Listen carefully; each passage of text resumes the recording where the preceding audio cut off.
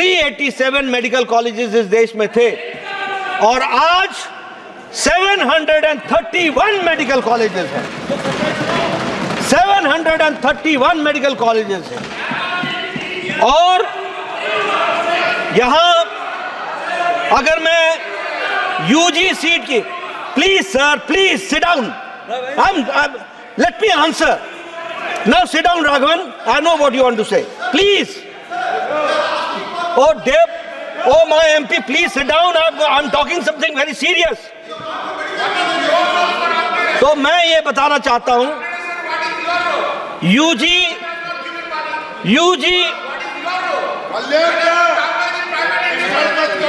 he does not understand the member, the honorable member, such a senior member, does not know that this is under PMSSY, which is from the central budget. दूसरा recurring amount. Please sit down, sir. I am there to take care. Please take. सभापति जी, आपसे मैं संरक्षण चाहूंगा। मैं इनकी भावनाओं की कदर करता हूं। मैं इनकी भावनाओं की कदर करता हूं। मैं इनकी भावनाओं की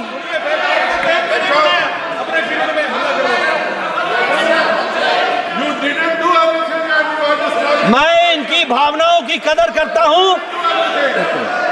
मैं इनकी भावनाओं की कदर करता हूं। इनको भी इतनी शालीनता होनी चाहिए कि नरेंद्र मोदी जी द्वारा किए गए कार्यों की भावनाओं की भी कदर करें, इसकी इनको चिंता करनी चाहिए। माननीय मंत्री जी,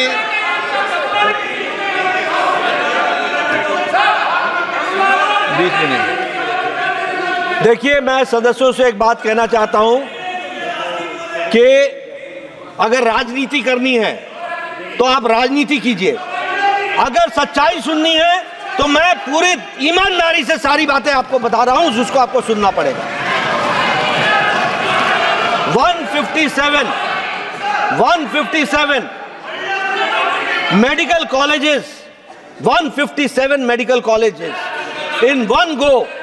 और मैं आपको यह भी बताना चाहता हूं कि 387 मेडिकल कॉलेजेस इस देश में थे और आज 731 मेडिकल कॉलेजेस हैं। 731 मेडिकल कॉलेजेस हैं और यहां अगर मैं यूजी सीट की, please sir, please sit down, let me answer now, sit down Raghavan, I know what you want to say, please. Oh Dev, oh my MP, please sit down. I'm talking something very serious. तो मैं ये बताना चाहता हूं, UG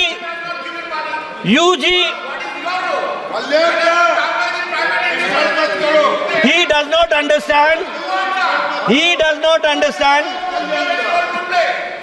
the member, the honorable member, such a senior member, does not know that this is under PMSSY, which is from the central budget.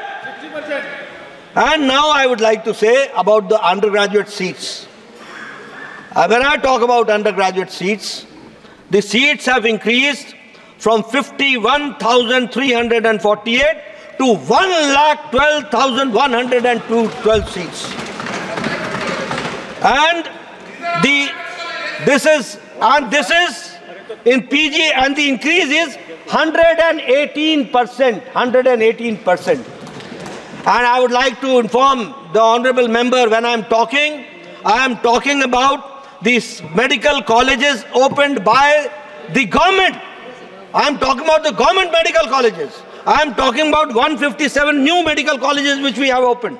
From 387, now it is 731, that we have to understand. And when I talk about the PG seats, it is from 133%, which is 31,185 seats, to from 72,627 seats.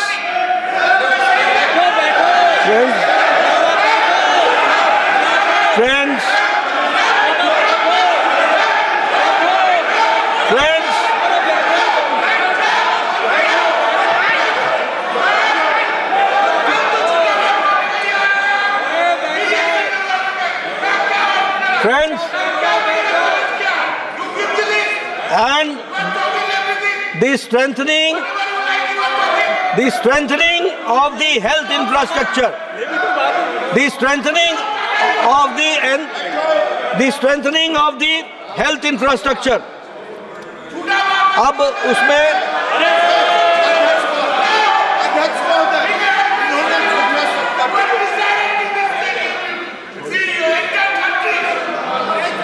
strengthening of the infrastructure. मैं कुछ नहीं जा रहा, please. अगर मैं कहूं तो rural area में सब सेंटर्स 14,255 बनाए गए हैं, 14,255, which is an increase of 9.4%. उसी तरीके से PHC 2,106, which is an increase of 8.6%, और CHCs 899, which is an increase of 17.33%. मैं अगर अर्बन एरियाज की बात करूं तो 1,869 ये PHCs बनाए गए हैं, 107%, CHCs 233%. मैं इनको लिस्ट भिजवा दूंगा. I will send you the list, Mr. Kalyan Banerjee. Now please sit. Kalyani में तो सबसे बड़े एम्स खुला है, इसको कल्याणी भी नहीं पता, एम्स नहीं खुला. अध्यक्ष महोदय, माननीय सदस्य, माननीय मंत्री जी जवाब दे रहे हैं, आप कुछ नहीं बोले बीच में. ये डिबेट होनी है या ये डिबेट हो रही है या मुझे बोलने का मौका दिया जाएगा?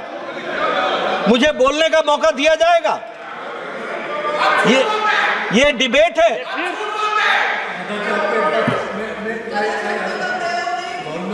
नो, मैंने मंत्री जी इनको अलाउ नहीं किया, आप तो बोलिए.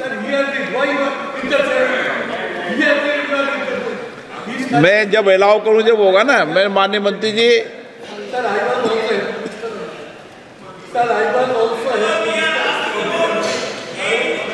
सर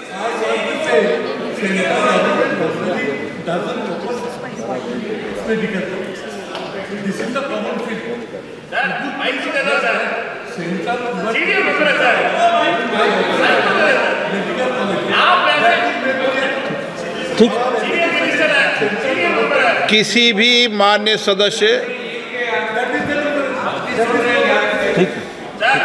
मैं माननीय, एक मिनट मान, जब माननीय मंत्री जी जवाब दे रहे हैं, जब तक मैं किसी माननीय सदस्य को अलाउ नहीं करूं, और जनरल परंपरा रही है कि माननीय सदस्य जब अपनी बात कह रहे हो तो माननीय सदस्य बीच में सप्लीमेंट्री प्रश्न नहीं पूछें.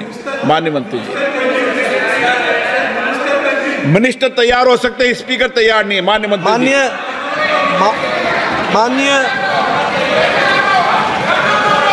माननीय अध्यक्ष जी,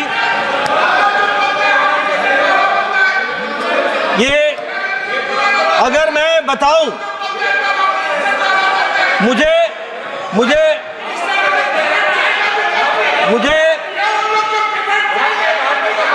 सदस्य को ये बताना है कि प्रधानमंत्री PMSSY में स्वास्थ्य की योजना में जो मेडिकल कॉलेजेस खोले गए हैं वो केंद्र के नोटिफिकेशन से खोले गए हैं और केंद्र ने खोले हैं और सेंट्रल कैबिनेट ने उसको अप्रूवल दिया है. और ये बहुत पढ़े लिखे सदस्य हैं, इनको मालूम नहीं है what the scheme of PMSSY is. The PMSSY scheme gives all India Institute of Medical Sciences, and PMSSY gives new medical colleges, and PMSSY gives super specialty blocks, and all is determined by the central government headed by Narendra Modi ji. इस बात को भी हमको ध्यान में रखना चाहिए. मित्रों, मैं अगर बात करूं सब डिविजनल हॉस्पिटल्स की, वो 172 यानी 25% का इंक्रीज है. डिस्ट्रिक्ट हॉस्पिटल्स 48 7.5% का इंक्रीज है. और जब मैं आयुष्मान आरोग्य मंदिर की बात करता हूं तो 1,73,000 आयुष्मान आरोग्य मंदिर बनाए गए। 39,724 न्यू कंस्ट्रक्शंस हो रही हैं और 58,000 का अपग्रेडेशन किया गया है। इंफ्रास्ट्रक्चर की स्ट्रेंथनिंग के लिए इस दृष्टि से, और इसमें मैं ये एक बात और कहना चाहूंगा कि 2022-23 में 5,435.83 करोड़ खर्च हुआ और इस साल 6,263 करोड़ रुपीस 23-24 में खर्च हुआ। 88% जैसा मैंने कहा कि मेडिकल के कॉलेजेस के सीट्स इंक्रीज हुआ, यह भी हम सबके ध्यान में है। कुछ लोगों ने यह प्रश्न उठाया कि जो हार्ड एरियाज हैं, डिफिकल्ट एरियाज हैं, वहां पर डॉक्टर्स की जरूरतों को अगले क्या किया जा सकता है। सरकार ने इसका भी इनिशिएटिव लिया है। हालांकि हमने स्टेट गवर्नमेंट्स को कहा है कि आप उसमें ऐड कर सकते हैं, you can add what ever you want, लेकिन हम लोगों ने अपनी तरफ से हार्ड एरिया अलाउंस के लिए डॉक्टर्स को, ताकि वो हार्ड एरिया में जाएं, उसकी व्यवस्था करने के लिए, और उसको हमने स्टेट को नेगोशिएबल कहने के लिए कहा है। आप नेगोशिएट करो, जिसका हमने नाम रखा है यू कोट वी पे। आप अपनी सैलरी कोट करो, हम पे करेंगे, लेकिन डॉक्टर वहां पहुंचे। ये है हमारा कमिटमेंट जो हम आपको बताना चाहते हैं। उसी तरीके से नॉन मॉनिटरी प्रेफरेंशियल एडमिशन में जो हम दे रहे हैं, वो अगर हार्ड एरिया सर्व करके आता है, ट्राइबल एरिया सर्व करके आता है, तो उसको पोस्ट ग्रेजुएट की सीट में हम प्रेफरेंशियल ट्रीटमेंट देते हैं और उसकी सीट्स को हम रिजर्व करते हैं। इस तरीके से हमने इस काम को आगे बढ़ाया है। एक काम प्रधानमंत्री भी, बैठ जाइए ना, बात आप लोग सारा दिन बोलते रहे, नहीं no I am not going to eat, आप सारा दिन बोलते रहे, ये अच्छा सभापति महोदय, अच्छी डिबेट है। मैं डायग्नोस्टिक सेंटर्स, यहां चर्चा हुई डायग्नोस्टिक सेंटर्स की दृष्टि से। हम आपको बताना चाहते हैं कि हमारे यहाँ free drugs and diagnostic facilities को भी लाने का प्रयास हुआ है और ये NHM के तहत हुआ है। और इसमें 14 टेस्ट सब हेल्थ सेंटर में फ्री है, 63 टेस्ट PHC में फ्री है, 97 CHC में फ्री है, 111 सब डिवीजन हॉस्पिटल में फ्री हैं और 134 टेस्ट डिस्ट्रिक्ट हॉस्पिटल्स में फ्री हैं। यह भी हमको ध्यान में है। मैं आपको आपके माध्यम से सभा को और हमारे सभी सदस्यों को बताना चाहता हूं कि मेडिकल मोबाइल यूनिट के दृष्टि से प्लेन्स में पर डिस्ट्रिक्ट 2 मेडिकल मोबाइल यूनिट दी गई है और ट्राइबल एरिया में 4 दी गई हैं, और जो पर्टिकुलरली वल्नरेबल ट्राइबल एरियाज हैं वहां पर डिस्ट्रिक्ट्स 10 मेडिकल मोबाइल यूनिट्स को देने का काम हुआ है और इस तरीके से उसको हम लोगों ने बढ़ाने का काम किया है।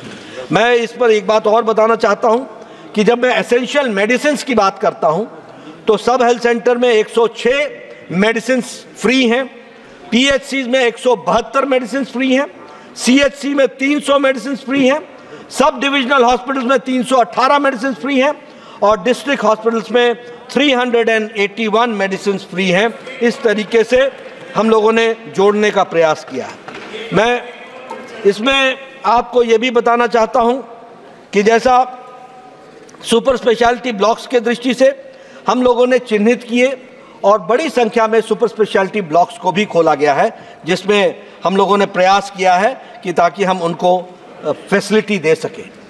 और मैं इसके साथ साथ कुछ प्रश्न आए थे कि आगे कहाँ खोला जाएगा, कहाँ नहीं खोला जाएगा। मैं आपको बता दूं, it is all India institute of medical sciences जो हमारा प्रोग्राम है, it is an on going process. हम एक तरफ खोल भी रहे हैं, उनको कंसोलिडेट भी कर रहे हैं, उनको स्ट्रेंथन भी कर रहे हैं और समय के साथ साथ और आगे उसको आगे बढ़ाने का काम कर रहे हैं। उसी तरीके से मैं यहाँ पर यह भी बताना चाहता हूँ कि हमारे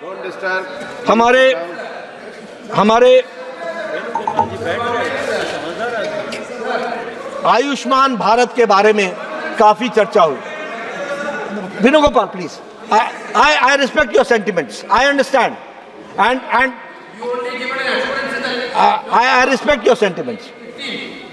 तो Now I am the minister. Now I am the minister. Please. Ayushman Bharat में हमने जिस स्कीम को चलाया है, मैं यहाँ हाउस को बताना चाहता हूँ। जब मैं 2014 में मोदी जी के नेतृत्व में जब सरकार आई, उस समय वर्ल्ड हेल्थ असेंबली में चर्चा होती थी यूएचसी की, यूनिवर्सल हेल्थ कवरेज की।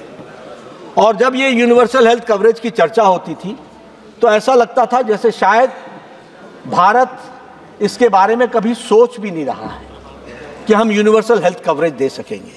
लेकिन मुझे खुशी है कि आज प्रधानमंत्री मोदी जी के नेतृत्व में world's largest health coverage programme हुआ है, तो वो आयुष्मान भारत में हुआ। और इसको एक्सपैंड करने के दृष्टि से जहां आशा वर्कर्स से लेकर के आंगनवाड़ी हेल्पर से लेकर के अन्य वर्कर्स को जोड़ने का प्रयास हुआ है। आज 35 करोड़ लोगों को इसका आयुष्मान का कार्ड बन चुका है। 12 करोड़ परिवारों को जोड़ा गया है। 55 करोड़ लोगों के लिए ये आयुष्मान भारत का कार्यक्रम दिया गया है। 7.37 करोड़ हॉस्पिटल एडमिशंस सिर्फ आयुष्मान भारत में हो गए हैं, 7.37 करोड़। और 1 लाख करोड़ ऑथराइज हुए हैं, जिनको हम लोगों ने 1 लाख करोड़ का हम लोगों ने पेमेंट किया है। उसको भी हम आपके ध्यान में लाना चाहते हैं। उसी में जो एम्पैनल्ड हॉस्पिटल्स हैं वो 29,000 हैं और उसमें से 12,600 ये एम्पैनल्ड हॉस्पिटल्स हैं, ये भी हमको ध्यान में रखना है। 40% जो है आयुष्मान जो है वो हॉस्पिटल एडमिशन्स में विमेन हैं। 48% आयुष्मान कार्ड के जो लाभार्थी हैं उसमें विमेन हैं, उसको भी आप सबके ध्यान में लाना मेरी आवश्यकता है। मैं एक बात और बताना चाहता हूं कि this Ayushman Bharat programme is transportable. एक कोई व्यक्ति वेस्ट बंगाल का रहने वाला है, उसका कैंसर का इलाज टाटा मेमोरियल हॉस्पिटल मुंबई में हो रहा है, तो आयुष्मान भारत का पेमेंट वाया कैलकाटा नहीं जाएगा, वो सीधा टाटा मेमोरियल हॉस्पिटल को पहुंच जाएगा। और इस तरीके की संख्या 12.13 लाख हॉस्पिटल में एडमिशन्स हुए हैं, जिसको हम लोगों ने देने का प्रयास किया है। मैं इसमें एक प्रश्न आया कि आप अफोर्डेबल कैंसर ट्रीटमेंट में आप स्क्रीनिंग के लिए क्या कर रहे हैं। कैंसर पर बहुत बड़ी चिंता व्यक्त की गई। इसमें कोई दो राय नहीं है कि कैंसर के पेशेंट्स की संख्या बढ़ रही है। इसमें भी कोई दो राय नहीं है कि बहुत से कारण हैं कैंसर के बढ़ने के, और उन कैंसर के बढ़ने में सरकार एक योगदान कर रही है कि उसको रोकने के लिए, वो ये है कि हम अर्ली स्क्रीनिंग कर रहे हैं। बहुत लोगों को कैंसर के बारे में बहुत देर से पता चलता है, इसलिए उस बात का प्रयास हो रहा है। और इसीलिए जो हम लोगों ने कैंसर ट्रीटमेंट के लिए रखा है, एनसीडी क्लिनिक्स डिस्ट्रिक्ट लेवल पर और सीएचसी लेवल पर, और diagnosis services at early detection 753 districts में एनसीडी क्लिनिक्स हम लोगों ने स्थापित कर दी है। 356 डिस्ट्रिक्ट्स में डे केयर सेंटर चल रहा है। 6,238 कम्युनिटी हेल्थ सेंटर्स में नॉन कम्युनिकेबल डिजीजेस का सेंटर चल रहा है। और हमारा एनसीडी का पोर्टल 2018 में स्क्रीनिंग और उसके मैनेजमेंट के लिए खड़ा कर दिया गया है। आपको मैं बताना चाहूँगा कि जब से ये हमारा प्रोग्राम कैंसर कंट्रोल प्रोग्राम चल रहा है, ये एनसीडी की क्लिनिक्स शुरू हुई हैं, तब से ओरल कैंसर लगभग 20 करोड़ डिटेक्ट किए गए हैं। 9.6 फीमेल्स का ब्रेस्ट कैंसर की स्क्रीनिंग हुई है, डिटेक्ट नहीं स्क्रीनिंग हुई है, और 4.8 सर्वाइकल कैंसर की स्क्रीनिंग हुई है। इसी तरीके से कैंसर की दवाओं पर भी कंट्रोल रखा गया है।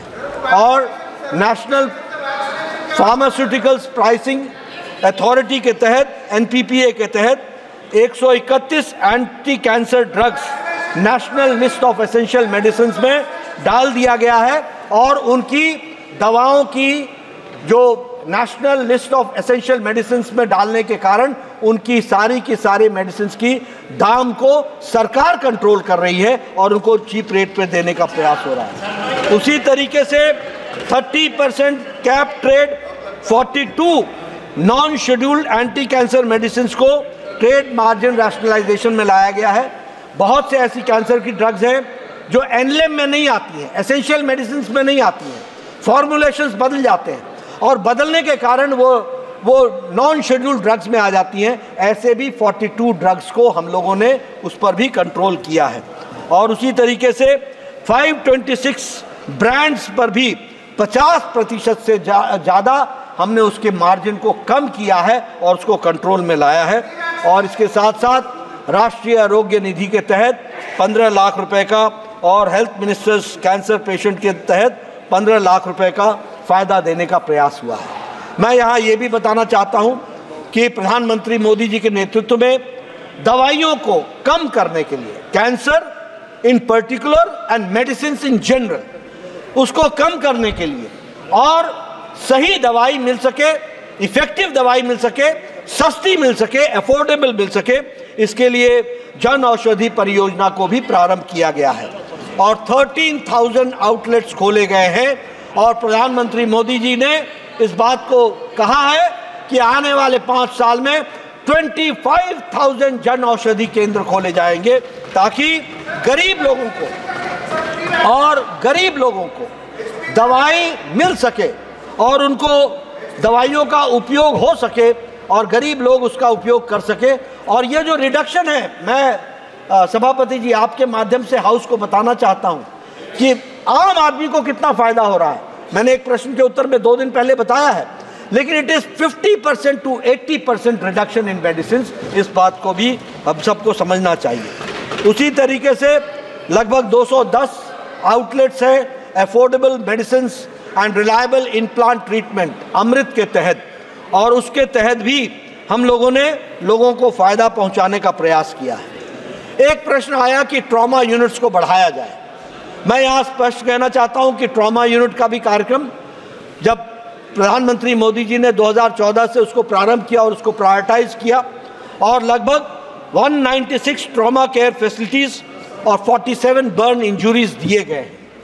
लेकिन मैं यहाँ एक बात आपसे शेयर करना चाहता हूँ ट्रॉमा यूनिट्स के बारे में। हम लोगों ने ट्रॉमा यूनिट्स बना तो दिए, लेकिन ट्रॉमा यूनिट्स आइसोलेशन में नहीं चलते हैं। ट्रॉमा यूनिट्स में एक्सीडेंट के, क्योंकि ये बना है नेशनल हाईवे के बगल में, अब नेशनल हाईवे के बगल में यूनिट तो बन गया, लेकिन जब तक वो फुल फ्लेजेड हॉस्पिटल ना हो तो ट्रॉमा यूनिट अपने आप में काम करने में कारगर नहीं होता है। इसलिए हम लोग इसको रिविजिट भी करेंगे और रिविजिट करके कैसे इसको और इफेक्टिव बनाया जा सकता है उसके बारे में विचार किया जाएगा। लेकिन मैं बताना चाहता हूं सदस्यों को कि हम सिर्फ घोषणाएं नहीं करते, उसकी इफेक्टिव प्लानिंग हो, लास्ट माइल डिलीवरी हो, और लास्ट माइल डिलीवरी के बॉटलनेक्स क्या हैं उनको हम कैसे दूर कर सकते हैं उस बात को भी ध्यान में रखा जाता है। जहां तक एक बात आई कि पीएम भीम में आयुष्मान भीम में बजट का रिडक्शन हुआ है, मैं आपसे एक बात कहना चाहता हूं, इसमें एक बात कहना चाहता हूं और वो आपको बड़े स्पष्ट शब्दों में कि पिछले बार 1,805 करोड़ रुपए बुक हुए थे और हम लोगों ने जो बीई था उससे एक्सपेंडिचर 43% कम हुआ है। 43% हम पैसा देते हैं, खर्च नहीं होता। इस बार भी 4,200 करोड़ रुपीस हमने दिया है बीई में। आप खर्च कीजिए, जो चाहिए होगा on the floor of the house हम बता रहे हैं, ये प्रधानमंत्री मोदी जी की सरकार है, जितना चाहिए होगा, जो चाहिए होगा दिया जाएगा। खर्च करने वाले तो बनो। जब खर्च नहीं होता है तो अब जैसे मैंने कहा कि 1,806 करोड़ रुपए खर्च हुए अगेंस्ट 4,200 करोड़ रुपए दिए हुए थे। 4,200 crore rupees was given and 1,800 crore rupees has only been spent by the states. तो ये इसको भी हमको ध्यान में रखना चाहिए। और इस बार भी 3,200 करोड़ रुपीस रखा गया है। आपकी जरूरत पड़ेगी, जिस दिन ये खर्च करके आ जाओगे आपको दोबारा दे दिया जाएगा। इस बात को मैं आपको बताना चाहता हूँ। मैं यहाँ ये भी बताना चाहता हूँ कि सिकल सेल के लिए, सिकल सेल को प्रधानमंत्री जी ने इसके निवारण के लिए, इसके इलाज के लिए टॉप मोस्ट प्रायोरिटी दी है। और इसके लिए प्रधानमंत्री जी ने 1 अगस्त 2023 को इसके लिए एक कार्यक्रम, जो उसको national sickle cell anaemia elimination mission कहते हैं, एक मिशन मोड में इस कार्यक्रम को शुरू किया गया है। और इस मिशन मोड में अफोर्डेबल और एक्सेसिबल क्वालिटी केयर, इसका ध्यान रखा गया है। अवेयरनेस के लिए, अवेयरनेस क्रिएट करने के लिए हम लोगों ने हेल्थ सेंटर्स में स्पेशल प्रोग्राम्स को लिया है और इसके स्क्रीनिंग के लिए हम लोगों ने स्पेशल प्रायोरिटाइज करके जोर दिया है। 7 करोड़ लोग हैं जिनको अभी तक इस प्रोग्राम के तहत 2025-26 तक उनके 7 करोड़ की स्क्रीनिंग हो चुकी है। इस तरीके से हम काम कर रहे हैं। नहीं, 7 करोड़ का टारगेट रखा है और 3 करोड़ 85 लाख लोगों की स्क्रीनिंग हो गई है। 7 crore was the target and 3 crore 85,000 has been done. इस तरीके से किया जा रहा है। लगभग 1 करोड़ 29 लाख सिकल सेल ये बन करके, ये इनके कार्ड्स बन करके तैयार हो गए हैं। इस तरीके से प्रोग्राम चल रहा है। मैं सदन को इस बात को भी बताना चाहता हूं कि on the prevention side, vaccination में हम लोगों ने 2014 में दिसंबर में इंद्रधनुष का कार्यक्रम मोदी जी के नेतृत्व में शुरू हुआ था। आज आपको जानकर के खुशी होगी कि 12 फेजेस में ये मिशन इंद्रधनुष हमारे बच्चों को टीकाकरण हो गया है और 5 करोड़ 46 लाख बच्चे और 1 करोड़ 32 लाख प्रेग्नेंट वुमेन, इनको वैक्सीनेट किया गया है फेजेस में और इस तरीके से इसको आगे बढ़ाया गया है। मैं हाउस के साथ इस बात को भी शेयर करना चाहता हूं कि कोरोना आया था, बहुत से लोगों ने वैक्सीनेशन के बारे में बात की। मैं सभापति जी आपके माध्यम से सदन को बताना चाहता हूं, इस देश ने 20 से 25 साल ले लिए ट्यूबरक्लोसिस की दवा को नेशनल प्रोग्राम बनने में। इस देश ने टेटनस को नेशनल प्रोग्राम बनने में 20 से 25 साल ले लिए। इस देश में जापानीज इंसेफ्लाइटिस को नेशनल प्रोग्राम बनने में 100 साल ले लिए। लेकिन कोरोना 2020 की जनवरी में पहला केस डिटेक्ट हुआ था। 2020 के अप्रैल में मोदी जी ने टास्क फोर्स बैठाया था और 9 महीने के अंदर एक नहीं 2 इंडिजिनस वैक्सीन बना करके दी। ये है मोदी जी के नेतृत्व में बदल रहा भारत। कैसे बदल रहा? जो 20-20 साल 100-100 साल दवाइयों के लिए इंतजार करते थे, आज 9 महीने के अंदर। और कितनी वैक्सीनेशन हुई है? 220 करोड़ 222 करोड़ डबल डोज।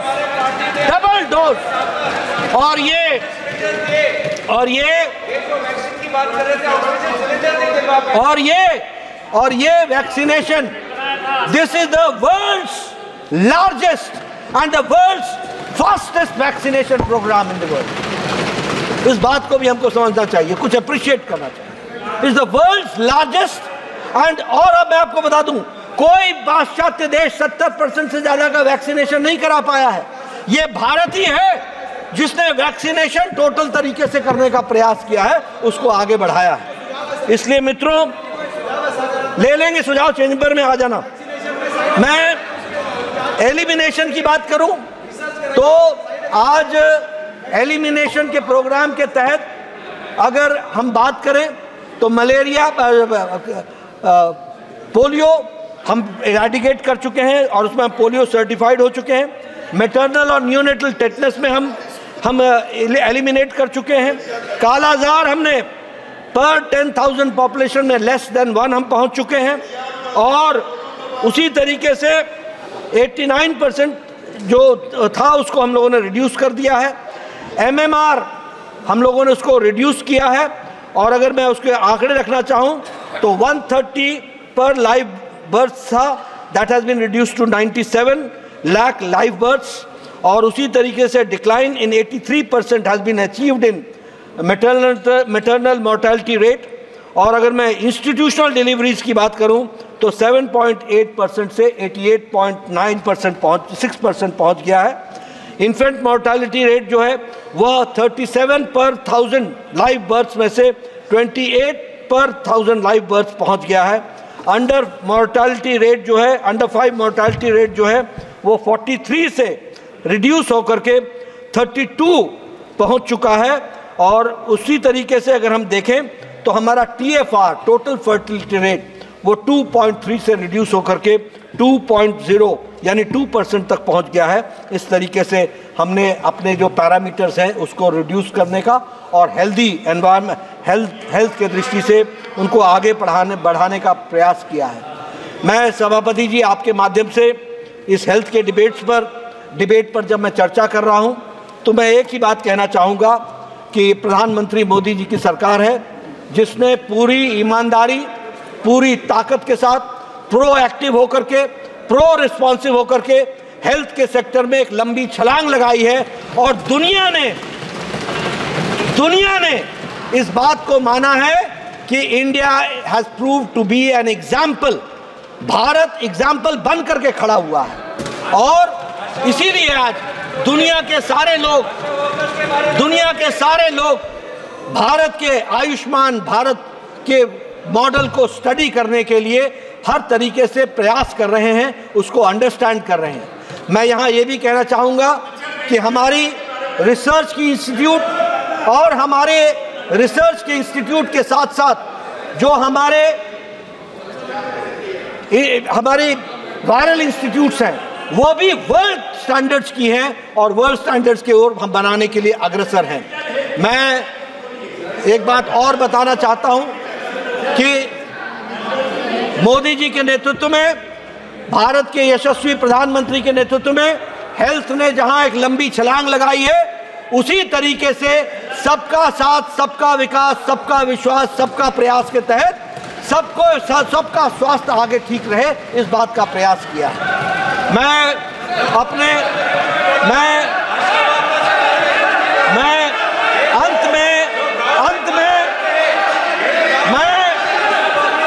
अंत में अपने बुद्धिजीवी दोस्तों को,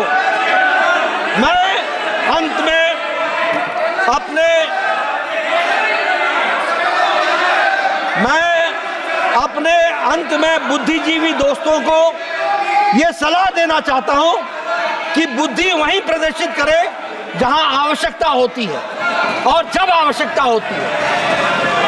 और मैं यहां ये भी बताना चाहता हूं कि सभी लोगों को बोलने का मौका दिया गया और सभी लोगों को काम करने का मौका भी दिया गया। मैं राजनीतिक दृष्टि से कोई लाभ नहीं उठाना चाहता, लेकिन मैं पूछना चाहता हूं कि वेस्ट बंगाल डेंगू का रजिस्ट्री क्यों नहीं केंद्र सरकार को भेजती है, क्यों नहीं बताती है, क्यों छुपाती है। मैं यहां ये भी बताना चाहूंगा कि असम के लोग,